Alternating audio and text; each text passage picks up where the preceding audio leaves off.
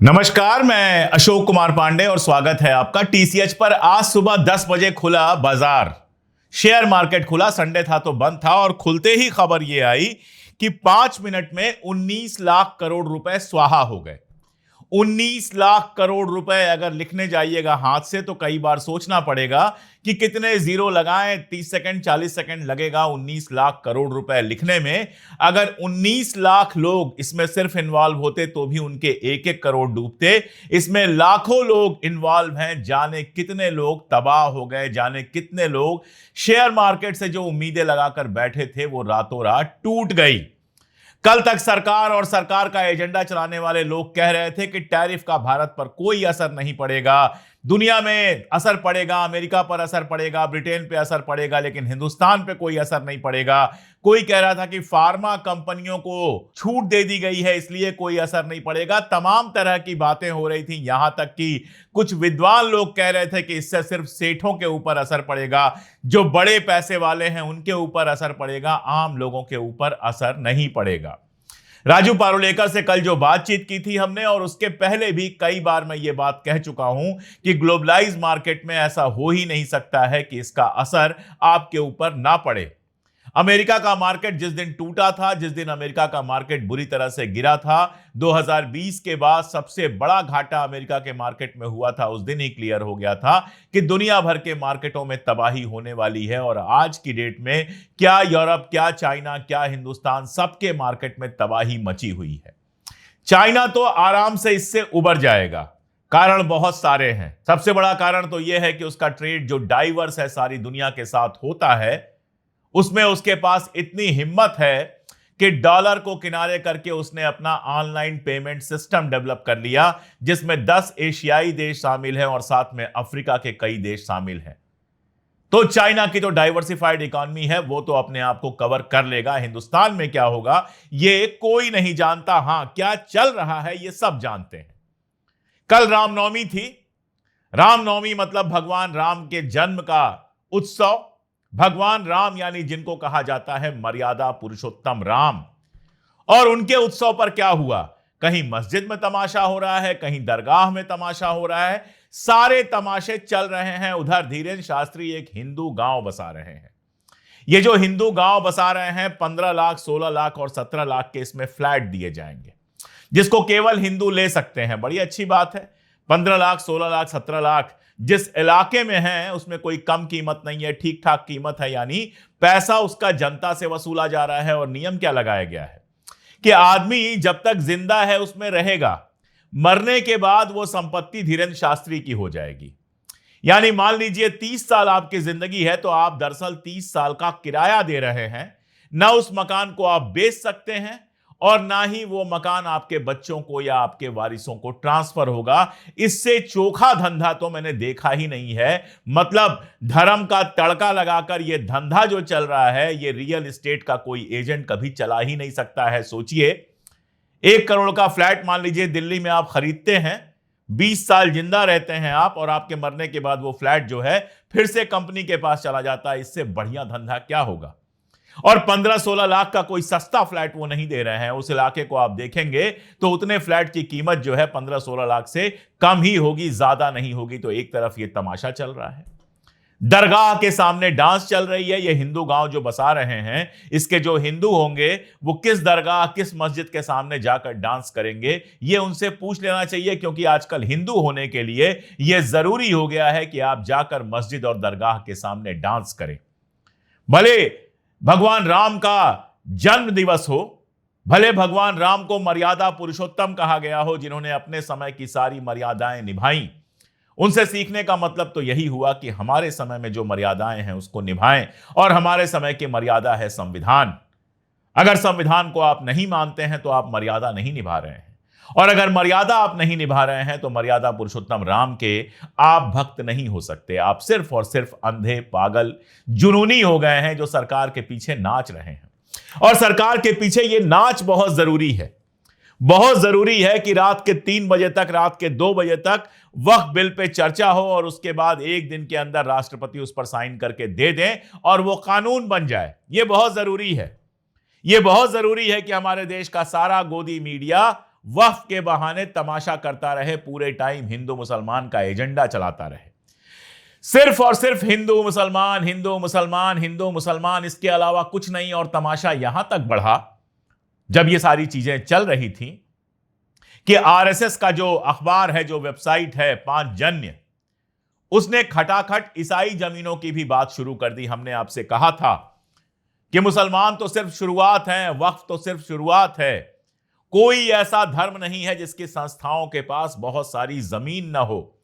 पुराने राजा महाराजा क्या करते थे, मंदिर को 4 गांव दे दिए, 100 बीघा जमीन दे दी कि आप इसको बोइए, जोतिए और इससे जो इनकम होती है उससे मंदिर चलाइए। वो जमीनें आज तक बनी हुई हैं, मंदिरों के पास जमीनें हैं, सारे के सारे गुरुद्वारों के पास जमीनें हैं, चर्चों के पास जमीनें हैं, जैन मंदिरों के पास अकूत जमीनें हैं। और सरकार की नजर जमीन पर है, क्योंकि जमीन एक ऐसी चीज है जिसकी कीमत हमेशा बढ़ती है, घटती नहीं है। और अडानी साहब को हर जगह जमीन चाहिए, महाराष्ट्र में जमीन चाहिए, राजस्थान में पाकिस्तान के बॉर्डर पर जमीन चाहिए, दिल्ली में जमीन चाहिए, हर जगह जमीन चाहिए। एमआर करके एक फॉर्म है जो रियल एस्टेट में है, उसके ऊपर छापा वगैरह पड़ा, नोटिस वगैरह दी गई और उसके बाद खबर आई कि अडानी साहब उसको ले रहे हैं। ये पुराना मॉडल है, अडानी साहब को जो चाहिए वो बाई हुक या बाई क्रुक मिल जाता है। अभी मस्जिदों के जमीनों की बातें हैं, मुसलमान के जमीनों की बातें हैं, और दुनिया इसको कैसे देख रही है। ईरान का ऑफिशियल जो चैनल है प्रेस टीवी, उसकी न्यूज देखिए कि भारत की राष्ट्रपति ने उस कानून को मंजूरी दे दी जिससे मस्जिदों को हड़पा जा सकता है। यह दुनिया में आपकी इमेज बन रही है। आज मस्जिदों का मामला है, चर्च का मामला आपने उठाई दिया, कल चर्च का मामला आ जाएगा कि चर्च की जमीनें कब्जा कर ली जाए, कोई ऐसा कानून लाया जाए जिससे चर्च की जमीनें कब्जा हो जाए, हिंदू फिर एक बार ताली बजाएंगे। उसके बाद मामला आएगा सिखों का। पंजाब के अलावा कहीं बड़ा विरोध नहीं होगा, क्योंकि सिख कहीं बहुसंख्या में नहीं है पंजाब के अलावा। और उसके बाद नंबर आएगा हिंदुओं का, देवस्थानों का, मंदिरों के ट्रस्टों का। और उसके बाद कोई सवाल आपसे पूछने वाला नहीं होगा, कोई आपके साथ खड़े होने वाला नहीं होगा। आपके हाथ से मंदिरों की जमीनें चली जाएंगी। जहां मंदिरों की जमीनें हैं वहां अडानी अंबानी के तमाम एंटीलिया, तमाम महल, तमाम रिजॉर्ट खड़े हो जाएंगे। और तब बैठ के आप सोचेंगे कि वक्फ के मामले पे हमने जो तालियां बजाई थी वो तालियां थप्पड़ बन के हमारे ऊपर ही पलट कर आई हैं। लेकिन अगर जनता के ऊपर राज करना है तो सबसे आसान काम यही है कि धर्म के नशे में उसको डुबो दो। अब अमेरिका में तो कोई कब्र है नहीं औरंगजेब की जिस पर बहस होती, तो अमेरिका की लाखों की जनता सड़क पर आ गई। और यह केवल एक जगह नहीं हुआ, ऐसा नहीं कि केवल किसी बोस्टन में या न्यूयॉर्क में हो गया हो। अमेरिका के सारे स्टेट्स के अलग अलग शहरों में जबरदस्त प्रदर्शन हुए हैं। और इन प्रदर्शनों को नाम दिया जा रहा है हैंड्स ऑफ, यानी हमसे अपना गंदा हाथ दूर रखो, हमारी जिंदगियां तबाह मत करो, हमारे बोलने का अधिकार मत छीनो। इजराइल के साथ जिस तरह से अमेरिका खड़ा है और गजा के अंदर जिस तरह से नरसंहार को बिल्कुल आप कहेंगे कि पाल पोस रहा है, नरसंहार को बढ़ावा दे रहा है, बल्कि नरसंहार का भागीदार है, उसके खिलाफ भी लोगों ने आवाज उठाई, दुनिया भर में जुलूस निकले। लेकिन अमेरिका में सैंडर्स का कहना है, बर्नी सैंडर्स का कहना है, किसी सर्वे को वो कोट कर रहे थे कि अब सिर्फ 18% लोग ऐसे बचे हैं जो ट्रंप का इजराइल के मामले पर समर्थन करते हैं। तो अमेरिका की जनता सड़क पर उतरी है, खड़ी हुई है। लेकिन हमारी जनता जब सड़क पर उतरती है तो क्या करती है? इलाहाबाद के पास सालार मसूद गाजी की मजार थी। मैं जानबूझकर इलाहाबाद कह रहा हूं क्योंकि हम तो इलाहाबाद ही जानते हैं, अब नाम बदल के प्रयागराज कर दिया गया है। तो उस प्रयागराज में सालार मसूद गाजी की दरगाह पर लोग चढ़ गए, मजार पर लोग चढ़ गए और भगवा झंडा फहरा रहे थे। क्या मिल गया? क्या मिल गया? सिर्फ इसके अलावा कि थोड़ा तमाशा कर लिया, थोड़ा तालियां बज गईं। आदित्यनाथ अभी कुछ दिनों पहले इंटरव्यू दे रहे थे। यूपी में सड़क पर नमाज करने पर बैन लगाई गई थी, यहां तक कि आपका अपना घर है, आपने पैसा देकर खरीदा है, रजिस्ट्री आपके नाम से है, बैनामा आपके नाम से है, लेकिन उस घर की छत पर भी नमाज पढ़ना गुनाह बना दिया गया था योगी आदित्यनाथ की सरकार और उसके पुलिस महकमे द्वारा। और उस समय इंटरव्यू दिया था योगी आदित्यनाथ ने और उसने कहा था कि सड़कों पर अनुशासन हिंदुओं से सीखें। अरे आदित्यनाथ जी, ये जो अनुशासन हिंदुओं का है, जिसमें मस्जिदों के सामने डीजे बजता है, जिसमें मस्जिदों पर चढ़कर भगवा झंडा लहराकर असल में भगवान श्री राम और भगवा झंडे का अपमान किया जाता है, जिसमें सड़क को गंदगी की जगह बना दी जाती है, हर तरह की गंदगी, गाली गलौज सब कुछ होता है। अगर हैदराबाद की बात करें तो वहां आपका टी राजा है। अगर पश्चिम बंगाल की बात करें तो सुकांत मजूमदार और बाकी सारे लोगों ने बहुत कोशिश की रामनवमी पे तमाशा फैलाने की, लेकिन शुक्रिया कहना चाहिए ममता दीदी का कि उन लोगों को सफल नहीं होने दिया गया। तो ये देश भर में जो आप वाले हिंदू हैं, जो दरअसल हिंदू हैं ही नहीं, जो हिंदू धर्म की किसी मान्यता का फॉलो नहीं करते हैं, अगर उनके अनुशासन का फॉलो इस देश के बाकी धर्म भी करने लगे तो इस देश में सिविल वार जैसी सिचुएशन पैदा हो जाएगी। शुक्रिया कहना चाहिए आपका अल्पसंख्यकों का कि वो आपके एग्जाम्पल फॉलो नहीं करते हैं, आपका अनुशासन नहीं सीखते हैं। अगर ऐसे ही अनुशासन सीखने लगे, अगर ऐसे ही सड़कों पर गंदगी फैलाने लगे, अगर ऐसे ही मंदिरों के सामने तमाशा करने लगे, अगर ऐसे ही खून खराबे की बात करने लगे, तो पता नहीं हमारे मुल्क का क्या होगा। और जो अनुशासन आपने सिखाया है, उस अनुशासन की कीमत तो आपके लोगों को भी चुकानी पड़ रही है। मणिपुर की घटना है, वहां पर भारतीय जनता पार्टी के एक मुस्लिम नेता हैं, उनका नाम है असगर अली। उन्होंने नए वक्फ कानून का समर्थन किया था। अब जाहिर है भारतीय जनता पार्टी के हैं तो समर्थन करेंगे ही। उस समर्थन के बाद भीड़ इकट्ठा हुई और उनका घर जला दिया गया। जिस मणिपुर में 2 साल से यही हो रहा है कि किसी मुद्दे पर किसी का घर जला दो, किसी मुद्दे पर किसी का बम फेंक दो, 2 साल से आपके लोगों ने जिस मणिपुर को हेल बना दिया है, नरक बना दिया है, देखिए जब वहां पर आपके ही बताए हुए अनुशासन को लागू किया गया तो क्या हुआ, वहां के भारतीय जनता पार्टी के विधायक का घर जला दिया गया। उसके बाद वो सोशल मीडिया पर आए, हाथ जोड़ा, माफी मांगी और सरकार से कहा कि वक्फ बिल कानून वापस लें, लेकिन असल में तो ना इधर के रहे ना उधर के रहे। दरअसल भारतीय जनता पार्टी, उसके समर्थक दल नीतीश कुमार की पार्टी, या फिर आप टीडीपी कह लें या फिर लोकदल कह लें जो रालोद है आजकल, जयंत चौधरी का या पासवान के बेटे की पार्टी कह लें, इसके अंदर जो मुस्लिम नेता हैं उनके लिए ना खा सकते हैं ना उगल सकते हैं वाली कंडीशन पैदा हुई है। इस देश में न केवल मुसलमान बल्कि सेक्युलर और सामान्य जो संविधान को मानने वाले लोग हैं वो इस बात को जानते हैं कि वक्फ का बिल पूरी तरह से गैर कानूनी है और सिर्फ मुस्लिम संपत्तियों पर कब्जे के लिए लाया गया है, चाहे शाह साहब जो भी कहते रहें, चाहे बाकी मंत्री लोग कुछ भी कहते रहें। अब ये लोग भारतीय जनता पार्टी के साथ बैठकर मलाई खा रहे हैं, तो इनको तालियां तो भारतीय जनता पार्टी के लिए ही बजानी पड़ेंगी, लेकिन ये तालियां गालियां बनकर उनके कानों में पड़ रही हैं और काफी महंगी पड़ रही हैं। इधर एक और बड़ी घटना हुई है जिसके बारे में पहले भी हमने जिक्र किया था कि सुप्रीम कोर्ट में अलग अलग कई सारी याचिकाएं दाखिल की गई हैं। एक याचिका तो कल ही मेरे एक मित्र आए थे, वो सुप्रीम कोर्ट के वकील हैं, उन्होंने दायर की है, उन्होंने किसी के लिए दायर की है। इसके अलावा मनोज झा साहब जो राज्यसभा के सांसद हैं और फैयाज अहमद, ये भी आरजेडी के हैं, ये लोग लगा रहे हैं। जम्मू कश्मीर में नेशनल कॉन्फ्रेंस के मेंबर्स ने वक्फ कानून की कॉपी फाड़ दी है। सुप्रीम कोर्ट के अंदर अब तक 6 याचिकाएं दाखिल हुई हैं, जिसमें केरल के सुन्नी मुस्लिम संगठन केरल जमीयतुल उलेमा ने भी दायर की है। वहीं all India Muslim personal law board ने 11 तारीख को पूरे देश में विरोध प्रदर्शन करने की घोषणा की है। अब देखिए, शांतिपूर्ण तरीके से विरोध प्रदर्शन सबका अधिकार है, लेकिन फिर भी मैं एक बार चेताऊंगा कि कुछ भी ऐसा मत कीजिएगा जिससे उमर खालिद और शर्जिल इमाम जैसे कुछ नए युवाओं को जेल में जाना पड़े। कानूनी तरीके से कोर्ट में मामला गया है, हम जल्दी ही कोशिश कर रहे हैं कि लॉ के कुछ एक्सपर्ट्स को बुलाकर हम समझे कि सुप्रीम कोर्ट में मामला क्या है, सुप्रीम कोर्ट में इसके सफल होने की क्या उम्मीद है, किस तरह से यह मुकदमा चलेगा, इसकी लीगलिटीज को समझने के लिए जल्दी ही हम कुछ लीगल एक्सपर्ट्स को भी आमंत्रित करेंगे। लेकिन अभी जो मार है वो लीगल के बाहर की मार है, वो आपकी जेबों पर मार है। पैसा है नहीं लोगों के पास, तमाम सर्वे आ रहे हैं 1 लाख तक के लोन चुकाना भी लोगों के लिए मुश्किल हो रहा है।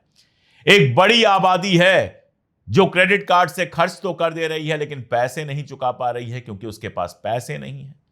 रोजगार हमेशा की तरह गड्ढे में है और ऊपर से ये टैरिफ के चलते जो एक नया वार शुरू हुआ है, 90s में हम ग्लोबलाइजेशन का दौर सुनते थे और अब चाहे वो सिंगापुर के राष्ट्रपति हों, चाहे वो ब्रिटेन के प्रधानमंत्री स्टेमर हों, ये लोग कह रहे हैं कि ग्लोबलाइजेशन का दौर खत्म हो रहा है।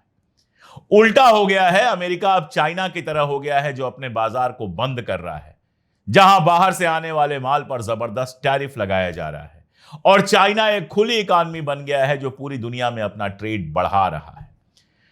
तो ये नए तरह का एक ट्रेड वार शुरू हुआ है जो ट्रंप ने शुरू किया है, ट्रंप और मस्क की मंडली ने शुरू किया है, और जिसका सबसे मुश्किल जो असर है वो अमेरिका के ऊपर ही दिखाई दे रहा है। समझना चाहिए कि अगर एक पागल आदमी सत्ता पर बैठ जाए तो देश तबाह हो जाता है, लेकिन अगर एक पागल आदमी अमेरिका की सत्ता पर बैठ जाए तो दुनिया भी तबाह हो सकती है। अमेरिका ईरान पर आक्रमण की लगातार बात हो रही है कि ईरान पर कभी भी अटैक हो सकता है। शाम को 5 बजे जो मैं वीडियो रिलीज करूंगा मिडिल ईस्ट पर, उसमें इस पर डिटेल में बात करूंगा। लेकिन अभी फिलहाल यह कि ट्रंप जितनी कार्रवाइयां कर रहा है वो कह तो रहा है मेक अमेरिका ग्रेट अगेन, लेकिन ऐसा लगता है कि वो bring America into depression again में लगा हुआ है। अमेरिका की इकॉनमी डिप्रेशन की तरफ धीरे धीरे बढ़ती हुई दिखाई दे रही है। अब अमेरिका की इकॉनमी डिप्रेशन में चली जाए, अमेरिका के नागरिक परेशान हो, वो मेरी चिंता नहीं है तो दुनिया का नागरिक होने के चलते दुनिया के हर देश के हर नागरिक की चिंता मेरी है। लेकिन पहली चिंता मेरी हिंदुस्तान की है, भारत की है, इंडिया की है, अपने देश की है, अपने अगल बगल रहने वाले लोगों की है, अपने रिश्तेदारों की है, दोस्तों की है, अपने देश के नागरिकों की है। और आप सोचिए कि 3000 से अधिक अंक टूटा है आज सेंसेक्स, और निफ्टी भी 900 से ज्यादा पॉइंट नीचे गिरा है। जैसा मैंने बताया 5 मिनट में 19 लाख करोड़ रुपए स्वाहा हो गए हैं। ये किसके पैसे हैं? ये उन्हीं लोगों के पैसे हैं जिन्होंने थोड़े बहुत पैसे शेयर मार्केट में डाल दिए हैं। एक चीज दिमाग से निकाल दीजिए कि केवल रईस लोग शेयर मार्केट में पैसा डालते हैं। आम आदमी भी, मिडिल क्लास का आदमी, नौकरी करने वाला आदमी सोचता है कि चलो 4 पैसे डालेंगे तो शायद 5 या 6 पैसे हो जाएं, और शेयर मार्केट में जुआ खेलता है अपने तरीके से। अब जब यह पैसा डूबा है तो आप सोचिए कि जिस मिडिल क्लास के आदमी के घर का 1-2 लाख रुपए लगा होगा और डूब गया होगा, उसकी क्या स्थिति होगी। कई सारे लोग तो शेयर मार्केट के भरोसे ही जिंदगी चलाते हैं, आज उनकी क्या स्थिति होगी। कल मार्केट सुधर गया तो बेहतर है, लेकिन अगर लगातार ये स्थिति बनी रही तो हमारा देश भी डिप्रेशन के दौर में जा सकता है, मंदी के दौर में जा सकता है। कंडीशन यह है कि हमारे पास प्रोडक्टिविटी कुछ है नहीं, प्रोडक्शन हम कुछ कर नहीं रहे हैं, बेरोजगारी जबरदस्त है, पैसे का डिस्ट्रीब्यूशन ऐसा है कि जो टॉप 10% है सब उन्हीं के पास है, जो नीचे के 90% लोग हैं उनकी स्थिति यह है कि किसी तरह से घर चल रहा है। और ऐसे में अगर डिप्रेशन जैसी स्थिति आती है, बेरोजगारी बढ़ती है, तो आप सोचिए क्या होगा। जिन लोगों को लग रहा है कि सिर्फ अमीरों का नुकसान होगा, वो ये बात भूल रहे हैं कि अमेरिका में जो एक्सपोर्ट किया जाता है वो बनता हिंदुस्तान में है। तो अगर फैक्ट्रियां बंद होंगी, कंपनियां बंद होंगी, तो सबसे पहले उसका कर्मचारी सड़क पे आएगा, देश के अंदर बेरोजगारी बढ़ेगी, और जैसे जैसे लोग बेरोजगार होते हैं डिमांड और कम होती जाती है। जब लोगों के पास पैसा नहीं होगा तो बड़ी मुश्किल से अपनी दाल रोटी का इंतजाम करेंगे। कौन टीवी खरीदेगा, कौन फ्रिज खरीदेगा, कौन नई गाड़ियां खरीदेगा। और जब डिमांड कम होगी तो मार्केट और नीचे जाती चली जाएगी और लोग बेरोजगार होंगे। और यही है वो मंदी का चक्र जिसमें 1930s के दशक में पहले अमेरिका और फिर यूरोप फंसे थे। अगर ये मंदी का चक्र शुरू होता है तो ये तबाही की तरफ लेकर जाता है। सोशल मीडिया पर बैठकर ज्ञान देना एक अलग मामला है, और सच्चाई को समझना, सच्चाई का सामना करना एक अलग मामला है। इसलिए सोचना आपको है, अपना दिमाग लगाना है कि ये वक्फ से लेकर मंदिर, मस्जिद, रामनवमी, ये वो, इन सब चीजों में आपको क्यों उलझाया गया है? सिर्फ इसलिए कि देश के जो असली मुद्दे हैं उन पर ध्यान ना जाए। लेकिन उन मुद्दों पर अगर ना ध्यान जाए, गोदी मीडिया उस पर बहस नहीं करे, उससे भी वो मुद्दे खत्म नहीं हो जाते हैं।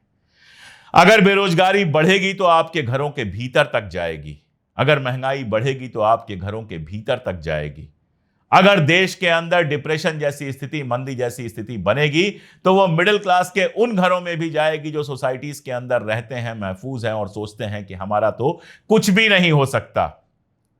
और तब तक चीजें इतना बिगड़ चुकी होंगी, बदल चुकी होंगी कि उनको सुधारने की कोशिश भी मुश्किल हो जाएगी। इसलिए खड़े होइए, जहां हैं वहां खड़े होकर सरकार से सवाल पूछिए कि यह हो क्यों रहा है, क्यों शेयर मार्केट डूब रहा है, क्यों टैरिफ पर हम खामोश बैठे हुए हैं। क्या हम वाकई नए मार्केट्स तलाश रहे हैं या बस हमारे प्रधानमंत्री घूमने के लिए नए देश तलाश रहे हैं?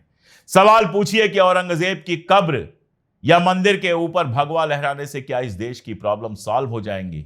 अगर पूछेंगे सवाल तो शायद सरकार कुछ करने पर मजबूर हो, और नहीं पूछेंगे तो जो चल रहा है चलने दीजिए। हमारा काम है चेताना, हम चेताते रहेंगे। एक बात कही जाती है कि जो सोया हुआ है उसको जगा सकते हैं, लेकिन जो जगा हुआ है उसको तो हमारे जैसे लोग भी नहीं जगा पाएंगे, और फिर जो होगा वो आप भी झेलिएगा और हम भी झेलेंगे। आज के लिए इतना ही, बहुत शुक्रिया।